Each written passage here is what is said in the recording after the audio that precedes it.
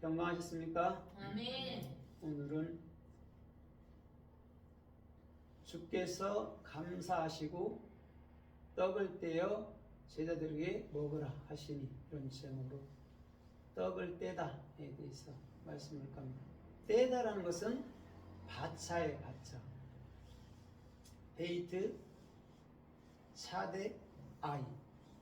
그러면 차대라는 것은 십자가라는 나무죠, 그죠? 나무는 반드시 잘리죠, 그죠? 십자가라는 나무는 다 잘려요.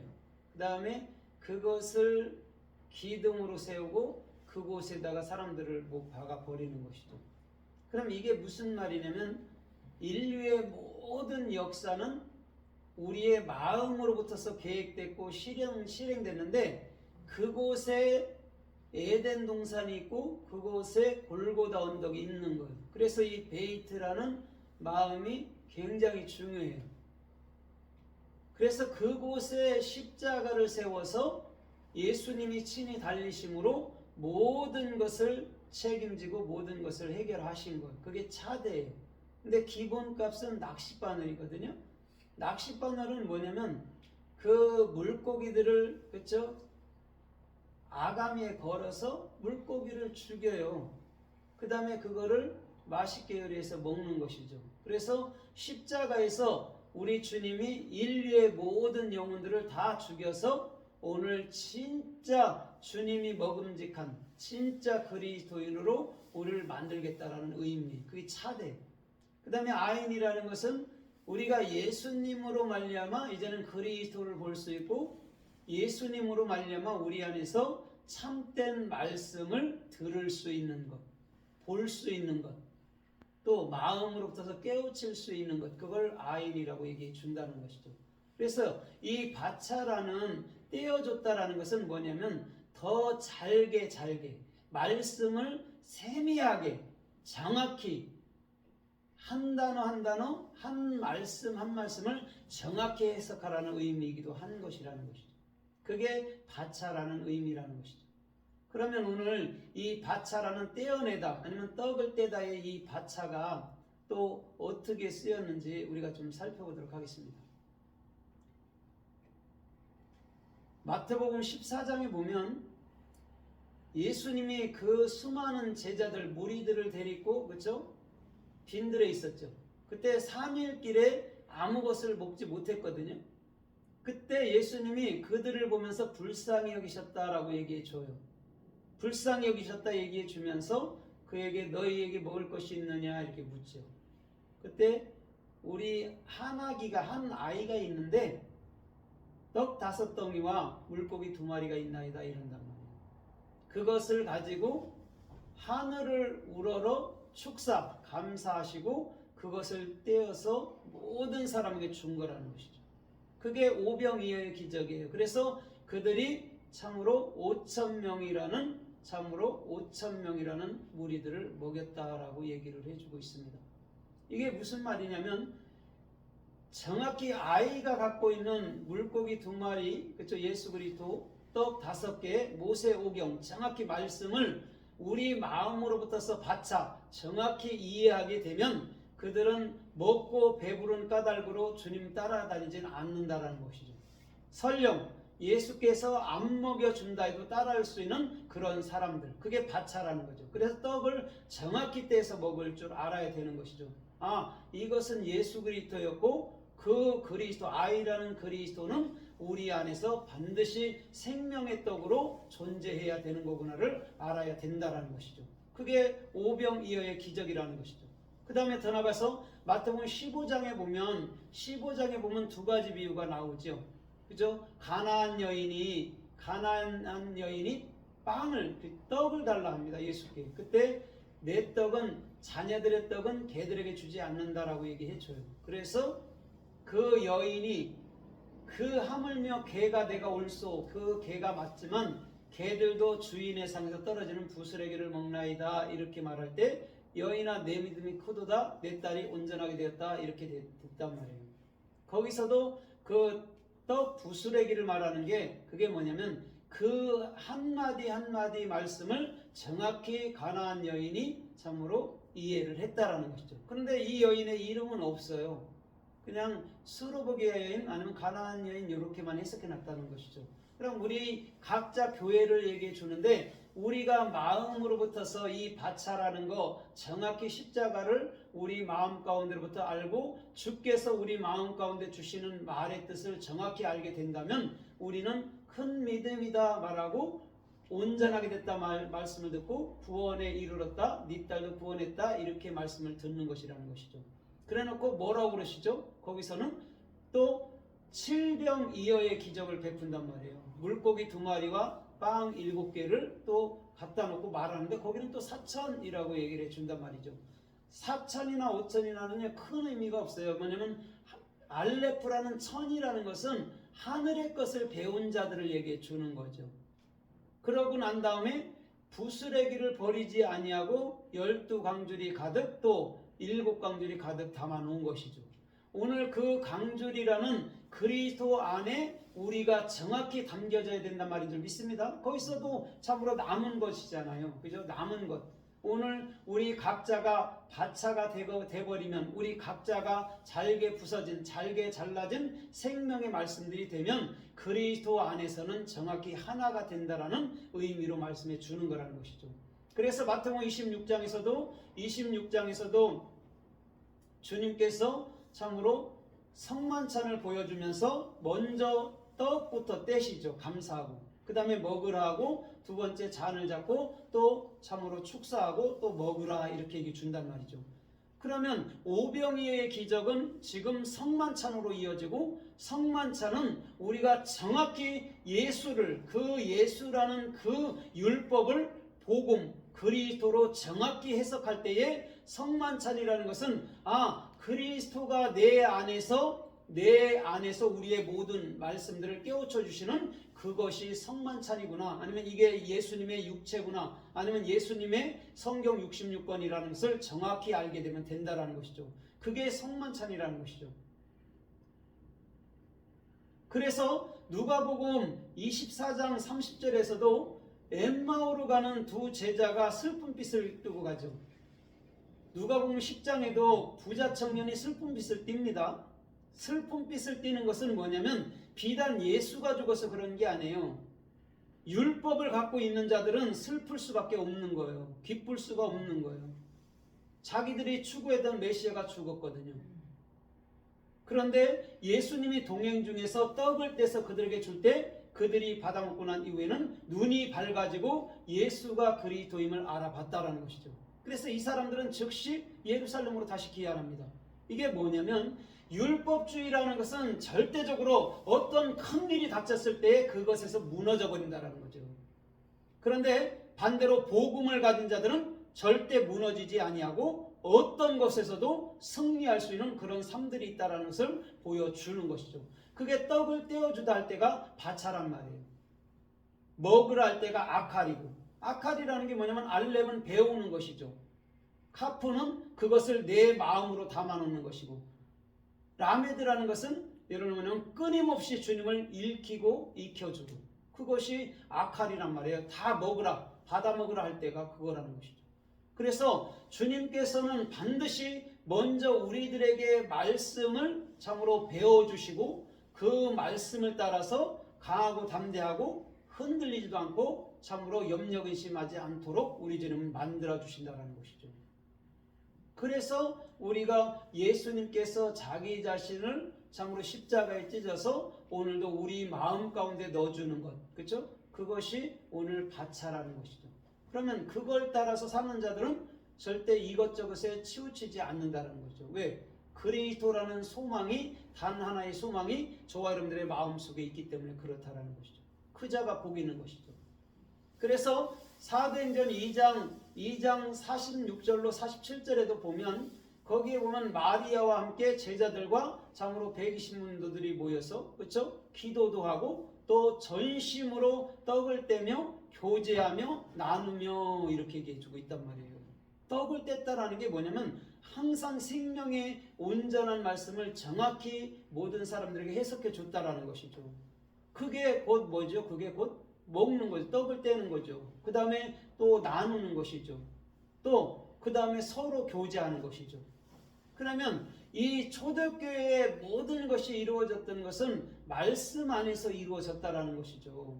그것을 우리가 진짜 그 말씀 안에서 교제가 되는 것을 우리가 가져야지 그들을 본받는들 여러분들 본받아치겠습니까? 인생을? 절대 본받을 수가 없어요. 우리는 참으로 그리스도가 돼서 생명의 말씀을 서로 나누는 자들이 돼야지 언제까지 본받을 건데 죽을 때까지 해도 본이 되겠습니까? 안 되는 거예요. 하나님의 말씀을 정확히 깨우치면 그게 본이고 그것을 참으로 떡을 떼는 것이고 그것이 말씀을 나누는 것이라는 것이죠. 이것을 정확히 알게 되면 우리는 적어도 어떤 거에도 치우치지 아니하는 그런 참된 삶 속에 살아갈 수 있는 놀라운 삶의 축복이 주님께로부터 임하여 오는 줄 믿습니다. 아멘. 그래서 사도행전 20장 7절에도 보니까 그들이 첫날에 참으로 떡을 떼러 모였더니 이렇게 얘기해 주고 있어요. 바울이 밤중까지 계속 말씀을 강론하니 그곳에서 유두구가 창문의 창틀에 걸쳐 앉아 있다가 떨어집니다. 그때 많은 사람들은 바울이 너무 말씀을 오래 해서 저가 떨어져 죽었다라고 얘기를 해요. 이제 바울은 뭐라고 그러죠? 이가 죽은 게 아니다라고 얘기해 준단 말이죠. 그러면 왜 유두구라는 청년이 원래 유두구가 복되다라는 뜻인데 왜 유두구 청년이 죽죠? 그것은 예수와의 죽음인 거예요. 예수와가 죽어야 우리 안에 정확히 그리스도가 들어온다라는 것을 그 유두구란 청년을 통해서 복 있는 유두구를 통해서 보여주는 것이라는 것이죠. 그래서 떡을 뗐다라는 게 뭐냐면 말씀을 나누고 있었다라는 것이죠. 근데 밤중쯤까지 한 거예요. 그냥 사람이 그냥 일부러 졸았다 이게 아니죠. 졸음이라는 것은 떨어졌다라는 얘기를 하는 거예요. 나팔. 이사야 14장 12절에서 그쵸? 오 아침의 아들 계명성이여 너가 어찌하여 하늘에서 떨어졌는고 이랬잖아요. 떨어지다라는 게 반드시 육이라는 율법이라는 사람의 생각이라는 행위라는 것은 땅에 떨어져야 된다라는 거죠. 그래야 우리가 그리스도로서 참으로 하늘나라에 설 수 있는 그런 삶의 축복이 우리 주님 은혜 가운데 주어진다라는 거예요. 그래서 사도행전 27장 36절 이하로 쭉 보면 이렇게 말씀해요. 거기는요. 유로굴라라는 큰 강풍을 만나죠. 그래서 배가 참으로 바다에 표류를 해요. 14일간. 그러면서 14일간 먹지를 못해요.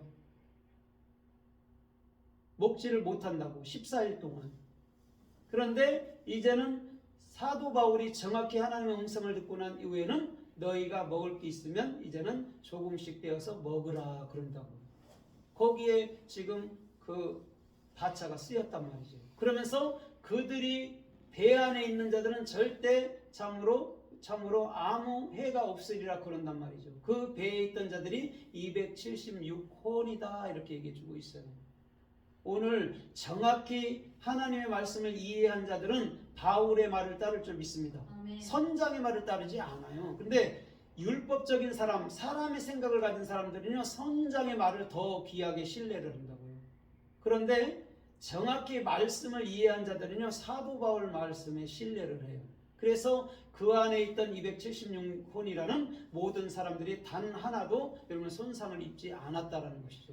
오늘 저와 여러분들의 모든 삶도 이런 바차라는 정확히 생명의 말씀을 우리 마음 가운데부터 깨우치고 이해해야 될 줄 믿습니다. 아멘. 오늘 그 자가 정확히 주께서 원하시고 주께서 타시고 주께서 이끄시는 그런 삶을 사는 자들이라는 것이죠.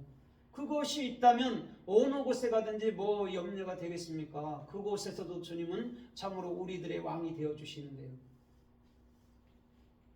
그래서 창세기 37장 21절로 26절까지도 읽어보면 그 요셉이 참으로 형들의 안부를 물으러 갔잖아요. 그죠? 그랬을 때에 그 형제들이 요셉을 참으로 우리가 죽이자 그런다고. 그때 유다가 이렇게 말해요. 야, 요셉을 죽여서 그 피를 운닉한들 우리에게 뭔 유익이 있으리요 이런다고. 거기서 유익이 있으리요 할 때가 지금 바차란 말이에요. 그래서 그를 구덩이에 던졌다가 이스마엘 족속한테 팔고 이스마엘 족속은 참으로 애굽에다가 팔아버리는 것이죠. 이스마엘 족속에게 20에 팝니다. 은. 그러면 걔들이 나만 먹어야 되잖아요. 그죠? 그래서 걔들이 그 애굽에다가 보디발한테 팔 때는 30에 파는 거예요. 그게 예수의 생애란 말이에요. 20은 우리고 30은 예수의 생애란 말이에요. 그럼 예수가 죽을 때 우리도 다 같이 죽었단 말이죠. 그러면서 이렇게 말하잖아요. 읽다가 우리에게 무슨 유익이 있으리? 유익이 없습니까? 예수의 죽음이, 요셉의 죽음이 유익이 없어요? 당연히 요셉은 구덩이에 들어가고 애굽에 팔려야죠. 그게 우리들에게 유익이란 말이에요. 그러면 지금 이 사람들은 말씀을 그냥 표면으로 이해하니까 그가 죽고 사는 게 우리에게 뭔 유익이 있어 이러잖아요. 그런데 실제 우리는 예수의 죽고 삶이 우리들에게는 큰 유익이고 우리들에게 진짜 바차가 되는 것이죠. 그게 생명이고 그것이 우리를 살리는 일이라는 것이죠. 그것을 정확히 깨우치지 못하면 제자들이 창세기 50장에 가서도 그 야곱이라는 아버지가 죽을 때 두려워할 수밖에 없는 거죠. 율법주의니까. 그러나 요셉은 그들에게 두려워하지 마소서. 내가 절대 당신들을 해하지 않을 겁니다. 오히려 하나님께서 당신들을 축복할 것입니다. 할 만큼 정확히 그들에게 말씀해 주고 있는 것이죠. 그 얘기예요. 성경은 예수 그리스도라는 단 한 분, 그 에하드, 단 하나님, 한 분 하나님을 설명하기 위한 그냥 시청각 교재일 뿐이라는 것이죠.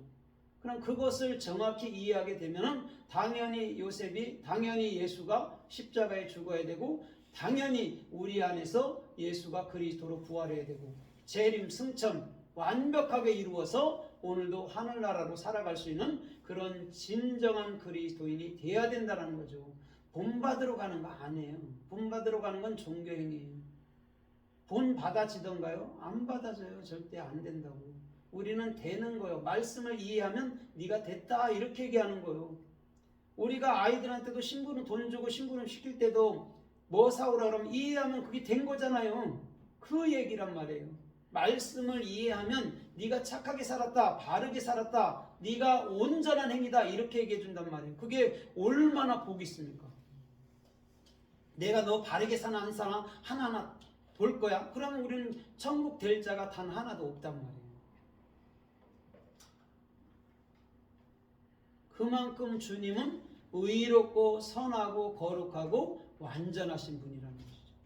그 완전한 분을 우리가 가졌을 때 우리도 완전하다고 인정을 받은 거라는 것이죠. 그게 큰 그리스도인들은요, 그게 가장 큰 축복이에요. 다른 게 아니고 내가 행위를 바르게 해서 주님께 영광 돌려봐야지 하면 더 안 된단 말이에요. 그냥 삶이라는 건 평범하게 주어진 대로 주님을 따라 그냥 살면 되는 거라는 것이죠. 행위로 증명해내려면 다 엎어져요, 사람은. 우리는 말씀으로 증명해내야 되는 것이죠. 그게 가장 참으로 그리스도인의 근본이에요. 그래서 출애굽기 18장 21절 이하에서도 21장 이하에서도 모세에게 이들은 이렇게 말하잖아요. 네가 하는 거 선치 못하다. 너 혼자 왜 이렇게 애쓰고 수고하고 하루 종일 괴로워하느냐 그래요. 자기 혼자 재판하니까. 그러면서 이렇게 말합니다. 사람들 중에 지혜롭고 탐욕을 부리지 않는 자를 세워서 1000부장, 100부장, 50부장, 10부장을 세워 이렇게 얘기한단 말이에요. 그걸 모세가 선하게 여겨서 이드로, 미디안의 제사장 이드로, 그렇죠? 이드로의 말을 정확히 듣는 것이죠. 그때 모세는 그 율법에서 해방이 되는 거예요. 혼자 하루 종일 이스라엘의 모든 백성들을 재판하나 해보세요. 그게 쉬운가? 살 수 없죠. 어떻게. 그런데 1000부장, 100부장, 50부장, 10부장 세우면 그들이 웬만한 일을 다 감당하게 하고 아주 큰 일, 그들이 할 수 없는 것들은 모세가 하면 된단 말이죠. 그게 율법과 복음의 차이예요. 율법은 우리를 더 괴롭히지만, 짐을 줘서 괴롭히지만, 복음은 우리들에게 더 짐을 내려놓고 기쁘고 감사하고 즐겁고 행복하게 살게 한다는 것이죠. 그게 크나큰 우리 주님의 은혜였다는 것이죠. 그래서요, 사무엘상 8장 3절 이하에서도 보면 사무엘에게는 두 아들이 있습니다. 제사장입니다. 근데 그들이 여호와께 제물을 드릴 때에 자기들이 먼저 그것을 먹습니다. 또 그것을 먼저 받아 챙겨요. 뇌물을. 그때 그들은 하나님께서 징계를 해버립니다. 그럼 이런 거잖아요. 오늘 거기서 걔들이 참으로 탐심을 부렸다 할 때가, 지금 그 하나님의 물질을 탐심을 부렸다 할 때가 바차란 말이에요. 그럼 사무엘이라는 그 위대한 이스라엘의 전무후무한 그런 선지자 아니면 왕 제사장이었는데, 그 사람의 자녀들도 또한 율법주의로 가다 보니까 하나님께 책망을 들었다라는 것이죠. 오히려 쉽게 얘기하면 목회자 자녀들이요, 믿음이 없는 자들이 더 많아요. 있는 자들이 많아요. 뜨뜸이지거나 그런 얘기를 아울러서 해주는 것이죠. 우리는 정확히 그 탐심을 부리는 게 아니라 그것을 정확히 우리는 복음으로 가져야 된다는 것이죠. 그러면 왜 그 사무엘의 두 아들이 주님께 징계받고 죽을 필요가 있냐고요. 그들이 살아서 그리스도의 복음을 영원히 증거해야지. 그들은 그곳에서 모든 것들을 놓치고 있었다는 것이죠. 그래서 욥기서 22장 3절에도 보면 이렇게 말씀해요. 엘리바스, 욥의 친구 엘리바스가 욥한테 이렇게 말해요. 욥아, 네가 의롭게 산다 한들 하나님께 뭔 유익이 될까? 뭔 유익이 되겠어? 이렇게 말해요. 잘 생각해 봐야 돼요. 욥이 의롭게 바르게 착하게 행하게 살았다면 하나님께 유익이 될까요? 절대 그런 건 유익이 안 된다라는 거예요.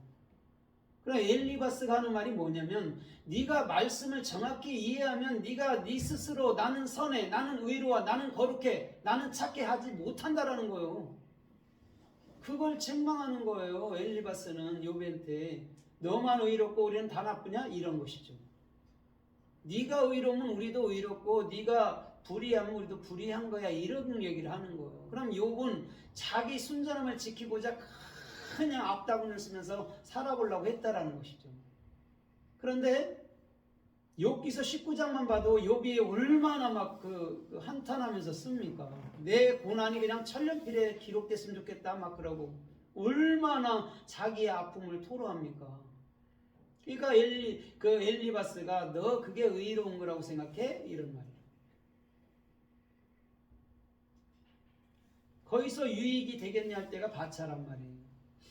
네가 진짜 유익이 되려면, 그리스도 안에 진짜 하나님께 유익이 되는 사람이 된다면 너는 네 스스로 의롭다면 안 되지. 그리스도로 말미암아 내가 살았다 해야지. 그래서 꿀먹은 벙어리처럼 욥기서 38장처럼 아무 말도 못하는 게 아니라 주님께서 물을 때 그것은 이렇게 생기는 겁니다. 당신의 말씀으로, 당신의 성령에 있다고 해서 이 모든 것들이 생겨나지 않았습니까? 라고 고백해야 되는데 한마디도 못한다고. 욥은 한마디도 대답을 못해요. 율법은요 절대 말을 할 수 있는 입장이 아니에요. 벙어리라고. 하나님의 말씀을 모르는데 어떻게 말을 해요? 그러니까 전날에 했던 것들은 다 말장난이 된 거죠. 욥이 율법에 속해서 바르게 살았어요, 착하게 살았어요, 온전하게 살았어요 한들 하나님께 절대 유익이 안 된다는 거죠.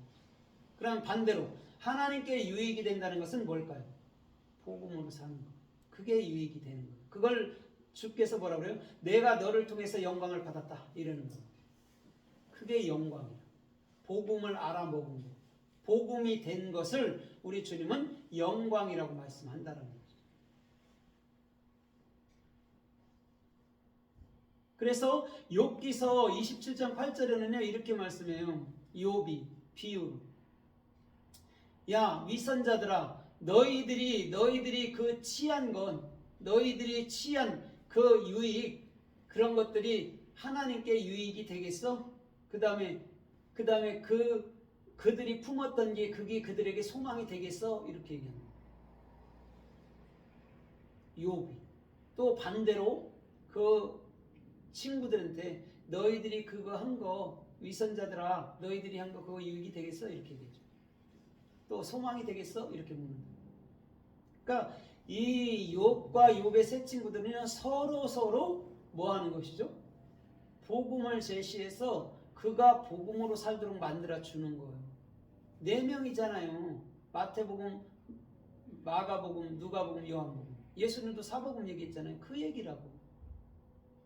그래서 각자 마태복음도 그리스도의 머리가 돼야 되고, 마가복음도 그리스도의 머리가 돼야 되고, 누가복음도 그리스도의 머리가 돼야 되고, 요한복음도 그리스도가 머리가 돼야 돼. 그걸 욥기서 그렇게 말합니다. 그래서 욥기서는 적어도 42장인데 42장은 요한계시록에 나오는 요한계시록 11장에 나오는 42달 환란. 그게 뭐냐면 우리가 율법주의 안에 있으면 우리는 환란과 고통을 당할 수밖에 없다라는 거죠. 전 3년 반. 그게 전 3년 반이에요. 근데 예수와 함께 죽을 때 이제는 후 3년 반이라는 그리스도가 돼서 그런 염려 근심이나 그런 이 땅에 있는 그런 것들로 두려워하는 게 아니라 이제는 하늘나라 사람으로 기뻐하며 감사하며 담대히 살 수 있는 그런 중심이 된다라는 것이죠. 그래서 시편 30편 9절에 보면 다윗이 이렇게 말해요. 내가 구덩이에 내려간들 내 피에 무슨 유익이 있습니까? 이렇게 얘기해요.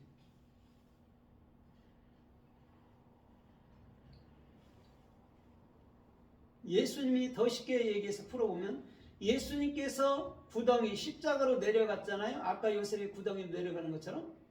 그러면 그것을 우리가 정확히 마음으로부터서 그걸 깨우치고 인지한다면 그것은 우리들에게 진짜 바짝 유익이 되는 것이고, 그게 한낱 그냥 예수님의 종교 행위로 율법적인 행위로 그냥 바깥에 있는 것으로 알게 되면 우리한테는 하나 유익이 없는 것이죠. 우리들에게 유익이 되는 것은 다른 게 아니잖아요. 그죠? 예수가 죽음으로 그리스도가 된 것. 그리고 우리가 그리스도가 돼서 그리스도로 사는 것. 그게 유익이 되는 거잖아요. 인간의 행위는 유익이 단 하나도 없어요. 수혜칠 가치가 없어요. 이사야 2장 22절에 보면. 그죠? 인간의 가치는 수혜칠 가치가 없다라는 거예요. 그러면 수혜칠 가치가 있는 건 누구죠? 그리스도. 단 한 분밖에 없다라는 거예요. 그래서 잠언서 28장 16절에 보면요. 이렇게 말씀해요. 거기는요. 너희 중에 그 탐심을 미워하는 자는 내 생명이 길리라 장수하리라 이렇게 얘기해 줍니다. 거기서 탐심이 파차예요. 그러나 이 사람들은 뭘로 이해한 거예요? 하나님의 말씀을? 율법으로. 지가 이루어서 내가 천국 가볼게요. 상급 받아볼게요. 내가 지옥에서 벗어나 볼게요. 이거 했다라는 것이죠. 근데 그것을 미워해. 그걸 정확히 배우고 익혀. 반대로 얘기하면. 그러면 내 안에서 그리스도로 말미암아 영원히 사는 것을 말해줍니다. 우리는요. 육체의 생각을 갖고 있을 때 이렇게 생각이 들어요. 천국이 돼서 영원히 살면 지루하지 않을까 이런 생각을 한다고. 그게 인생의 생각이라고. 우리가 영원한 천국이라는 것은 그런 게 없는 나라예요. 우리가 하나님같이 된 나라이기 때문에 길게 된대요. 우리는 율법 행함주의를 써서는 절대 안 돼요. 복음을 가져서 영원한 삶을 누려야 된다는 거죠. 오늘 그 자가 진짜 복이 있는 거예요. 그래서 이사야서 10장 12절에서도 이렇게 말해요. 내가 시온과 예루살렘에 나의 일을 다 행한 후에 이렇게 말해요. 그 다음에 아시리아를 벌하리니 징벌하리니. 그럼 아시리아를 써서 예루살렘과 시온을 만드는 거예요. 그럼 우리는 누가 미워요? 우리가 훈련받고 연단받을 때 누가 미워요? 훈련시키는 사람 밉잖아요. 그런데 우리가 훈련이 끝나고 난 이후에는 아시리아를 반대로 이러면 징벌해버립니다. 여러분들을 괴롭히는 모든 것들은 여러분들을 훈련시켜 주는 거예요. 나쁜 게 아니고. 우리는 괴로움도 안 당하고 안 싸우고 이렇게 살고 싶잖아요. 근데 그렇게 안 돼. 주님은 그렇게 안 놔둬. 여러분들을 쫓아다니면서 계속 훈련시켜 준다고. 그것이 절대적으로 나쁜 게 아니라 뭐예요? 오히려 우리들에게 복이라는 걸 알아야 돼요. 그래야 어떤